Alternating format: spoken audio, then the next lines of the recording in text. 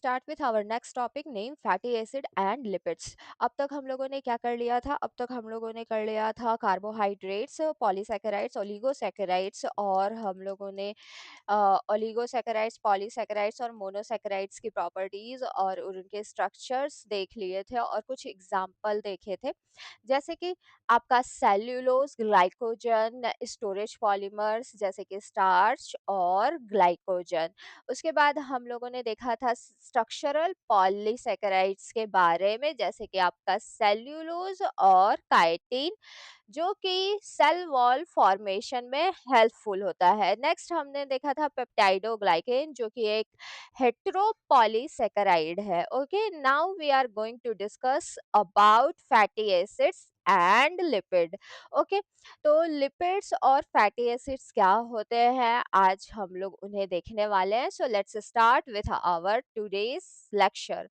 Lipids are a group of organic compound found in living organism। तो lipids क्या होते हैं? ये एक organic compound है जो कि living organism में मिलते हैं। ठीक है, जब भी energy source की requirement होती है तो सबसे पहले आपका कार्बोहाइड्रेट्स का यूटिलाइजेशन होता है। कार्बोहाइड्रेट्स के बाद आपका लिपिड्स का ही यूटिलाइजेशन होता है एनर्जी रिक्वायरमेंट को फुलफिल करने में। ठीक है, ये लिपिड्स आपका ब्रेक डाउन होंगे, कार्बोहाइड्रेट का फॉर्मेशन करेंगे। कार्बोहाइड्रेट से आपका ग्लूकोज यूनिट का हाइड्रोलिसिस होगा और इस ग्लूकोज यूनिट को ग्लाइकोलाइसिस पाथवे के थ्रू ब्रेक डाउन किया जाएगा और एनर्जी का प्रोडक्शन किया जाएगा। ठीक है, एनर्जी प्रोडक्शन किया जाएगा in form of ATP, energy currency of the cell.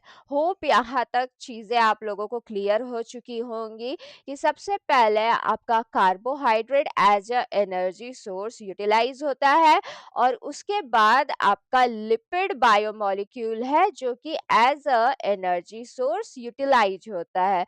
Next हम लोग देखते हैं, they vary in their structure and function. ठीक है, they vary in their, one second let me check our recordings because अक्सर हम लोग रिकॉर्डिंग ऑन करना भूल जाते हैं। Okay, they vary in their structure and function। इनका अपना स्ट्रक्चर और फंक्शन होता है, उसके अकॉर्डिंगली इनको डिफरेंशिएट किया गया है। किसके अकॉर्डिंग? इनके अपने पर्टिकुलर स्ट्रक्चर और फंक्शन के according. Okay, because of their hydrophobic and non polar nature, lipids are soluble in organic solvent। ठीक है, तो इनका अपना हाइड्रोफोबिक नेचर होता है और ये नॉन पोलर इन नेचर होते हैं, जिसकी वजह से ये किस में सॉल्युएबल होते हैं? ऑर्गेनिक सॉल्वेंट में ही सॉल्युएबल होते हैं। ओके, सो हम लोगों ने देखा था लिपिड की ही प्लाज्मा मेम्ब्रेन बनी होती है। तो प्लाज्मा मेम्ब्रेन के स्ट्रक्चर में जो मेन कंपोनेंट है वो क्या है? आपका लिपिड। लिपिड में हम लोगों ने देखा था कि ये उसकी पोलर हेड है और ये इसका नॉन पोलर टेल था। ठीक है, नॉन पोलर टेल था। ठीक है, तो वैसे ही लिपिड ओवरऑल कैसे होते हैं? Hydrophobic in nature, hydrophobic in nature. ठीक है, हाइड्रोफोबिक होते हैं नेचर के। जो इनकी टेल है ये बनी होती है फैटी एसिड की और जो इनका हेड है वो ग्लिसरॉल का बना होता है। ठीक है, तो वैसे तो वैसे ही आपका जो लिपिड का नेचर है वो कैसा है? हाइड्रोफोबिक इन नेचर है और ये non polar, hydrophobic and non polar. तो ये जल्दी वाटर सॉल्युएबल नहीं होता है। ठीक है, ये कहाँ पे सॉल्युएबल होगा? ऑर्गेनिक सॉल्वेंट में। Okay, lipids are primarily made up of hydrocarbon chain. तो लिपिड्स किसका बने होते हैं? हाइड्रोकार्बन चेन्स के बने होते हैं, जो कि ग्लिसरॉल से कनेक्टेड होता है, किससे? ईस्टर लिंकेज के थ्रू। तो यहाँ कौन सा लिंकेज है? ग्लिसरॉल और फैटी एसिड के बीच में, ग्लिसरॉल और फैटी एसिड के बीच में ईस्टर लिंकेज है, ठीक है। हाइड्रोकार्बन और ग्लिसरॉल के बीच में आपका कौन सा लिंकेज है? ईस्टर लिंकेज है। We broadly classify lipid into two categories. Lipids को दो कैटेगरीज में डिवाइड किया गया है, एक है सिंपल लिपिड, दूसरा है कंपाउंड लिपिड्स। लिपिड्स के टू टाइप्स हुए, कौन कौन से? Simple lipid and compound lipid. Lipids के टू टाइप्स कौन कौन से हुए? Simple lipids and compound lipids. Okay, various type of lipids are included within these two major categories of lipids। तो बहुत सारे टाइप्स होते हैं लिपिड्स के जो इन्हीं दोनों कैटेगरी में होते हैं, ठीक है। कौन से categories? Simple lipids and compound lipids. These include fatty acid, कुछ एग्जांपल्स दिए हैं इसी तरह के लिपिड मॉलिक्यूल के, जैसे कि आपका fatty acid, triacylglycerol, wax, phospholipid, steroid. ये कुछ एग्जांपल्स हैं किसके? लिपिड्स मॉलिक्यूल्स के।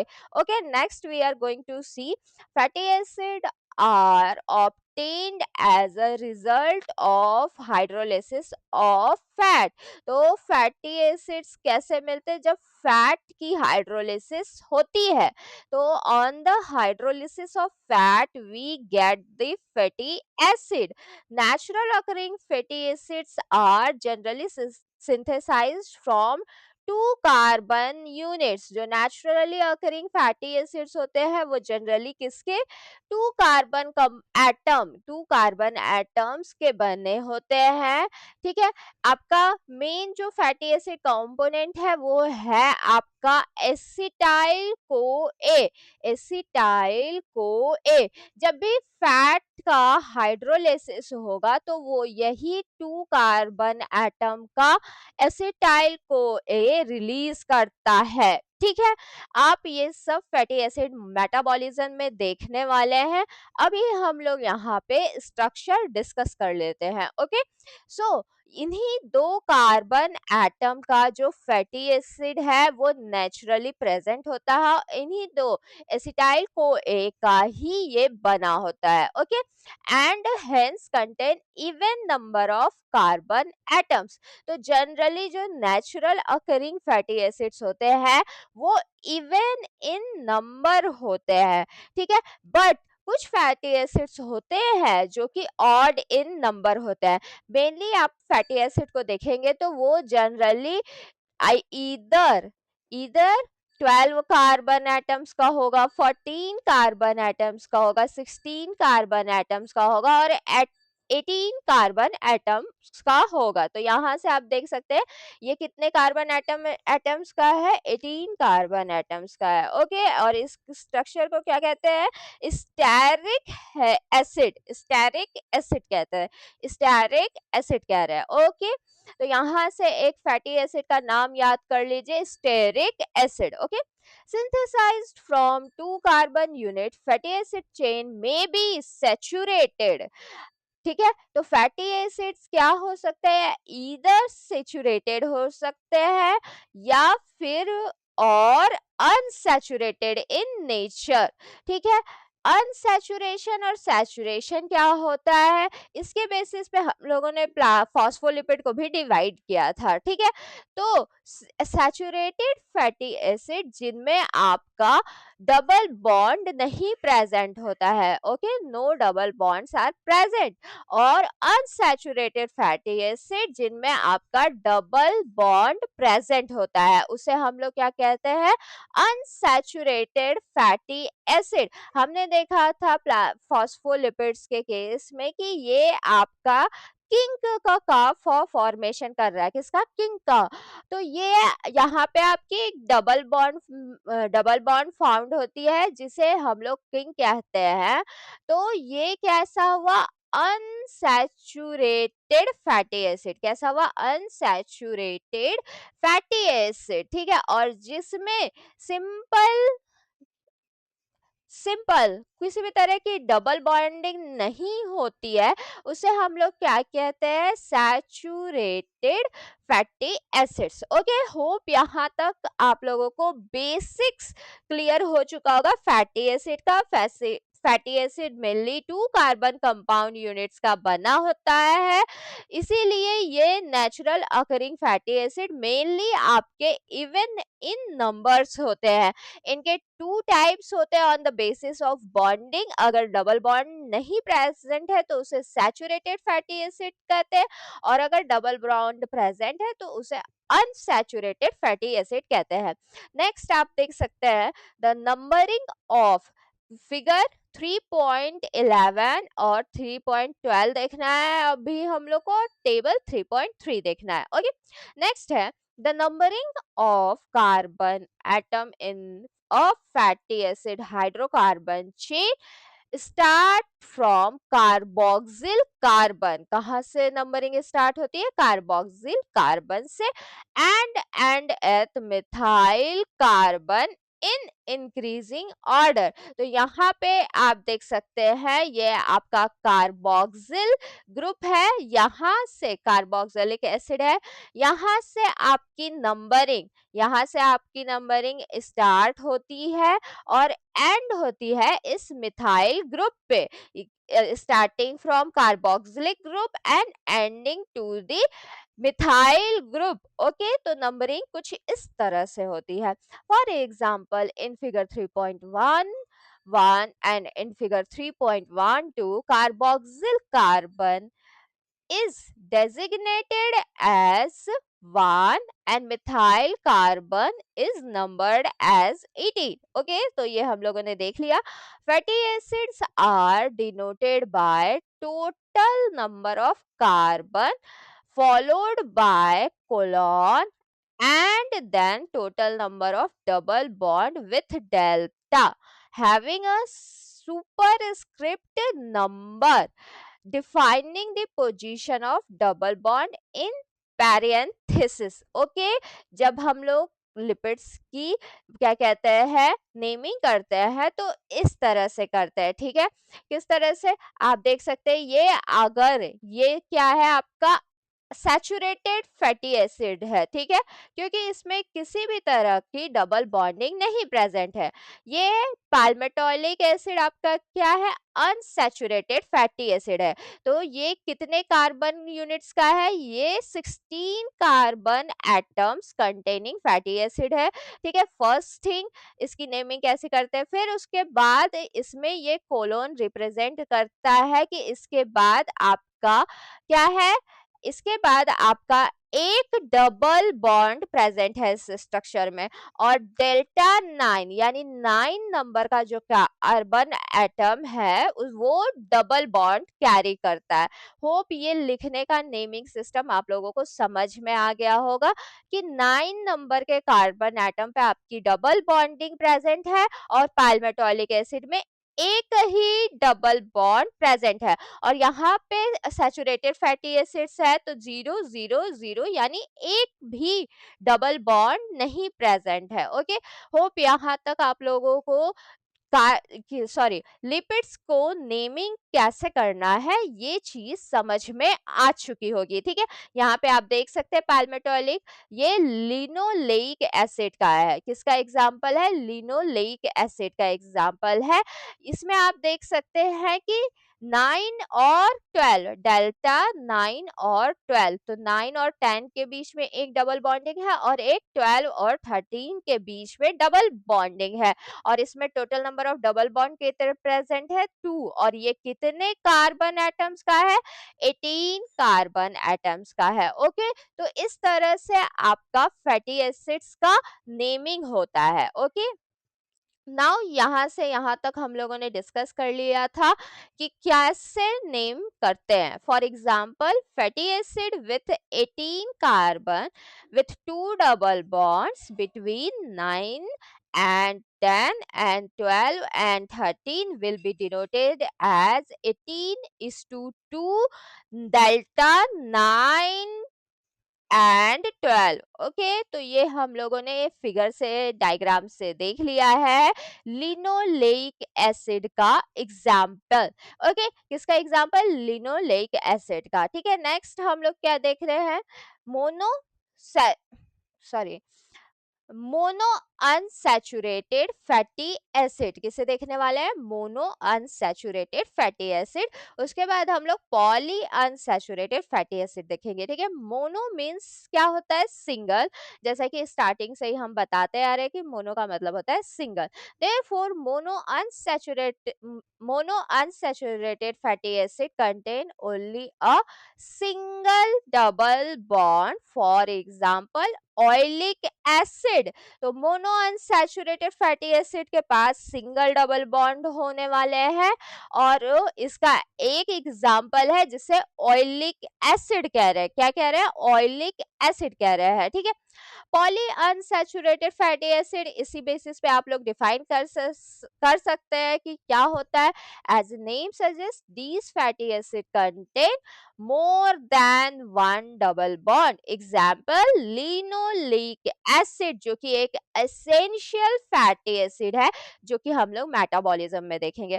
कंटेन टू डबल बॉन्ड, किसके पास? इसके पास क्या होता है? टू डबल बॉन्ड्स होते हैं। लिनोलिक एसिड का स्ट्रक्चर हम लोगों ने देख लिया है।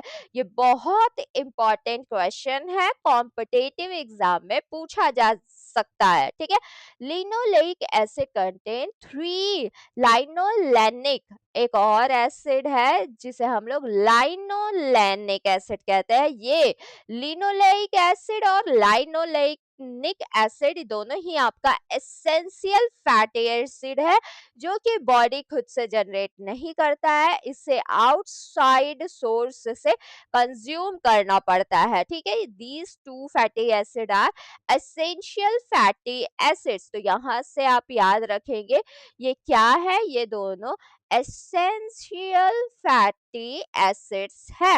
Okay, contain 3 double bond. Linoleic acid में 3 डबल बॉन्ड्स होते हैं। ठीक है, and arachidonic acid contains 4 double bond। एक और फैटी एसिड है जिसको बोलते हैं एराचिडोनिक एसिड, इसके पास 4 डबल बॉन्ड होते हैं।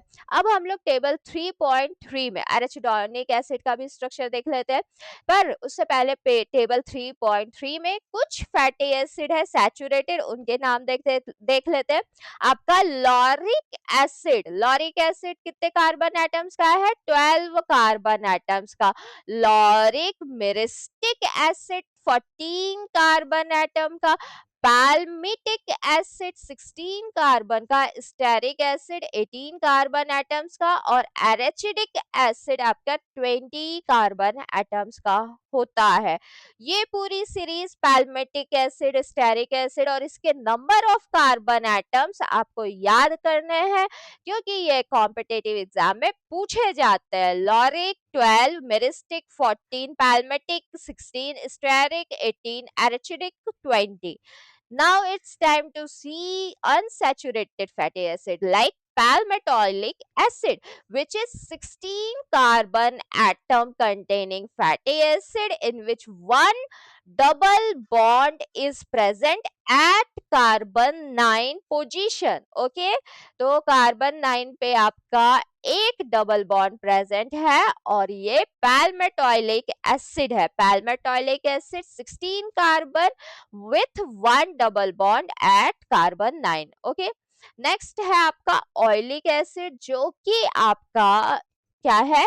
तो यहाँ से हम लोग देख सकते हैं मोनो अनसैचुरेटेड फैटी एसिड में आपको कौन कौन सा आता है? पैल्मेटोइलिक एसिड और ऑयलिक एसिड। ठीक है, इसके पास भी सिंगल डबल बॉन्ड प्रेजेंट है।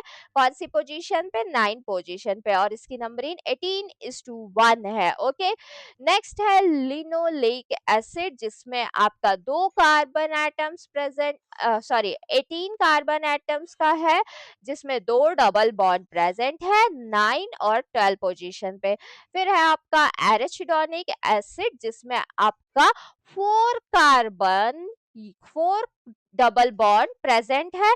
कौन कौन सी पोजीशन पे? 5, 8, 11 एंड 14। किस पोजीशन पे? 5, 8, 11 एंड 14 पोजीशन पे। ओके, होप यहाँ तक आप लोगों का saturated fatty acid, unsaturated fatty acid clear हो चुका होगा।